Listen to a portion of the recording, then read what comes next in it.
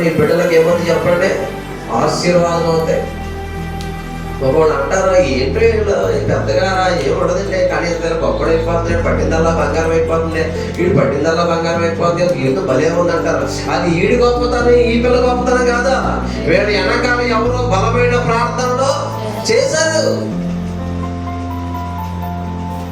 అర్థమవుతుందా? అయ్యి బాబు తూట్లు తప్పు నీటి ప్రమాదం, అదృష్టమండి.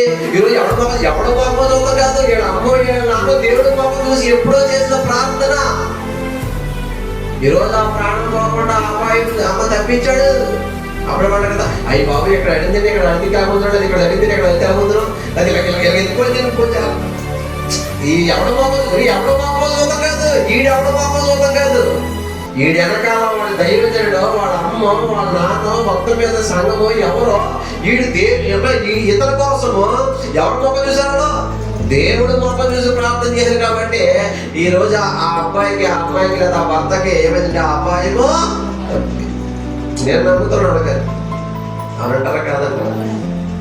ఎన్నోసార్లు మన బిడ్డలు ప్రాణాపాలు తెస్తాయి, ఎన్నోసార్లు నీ భర్తకు ప్రాణాపాలు తెస్తాయి. లోకం తెలియక బాబా చాలా చుట్టూ వ్యాపారం అంటారు. అప్పుడు చెప్పాలి, నేను మాపం చదువుతుంది కాదు, మా అమ్మ రోజు ప్రతిరోజు దేవుడి మాపము.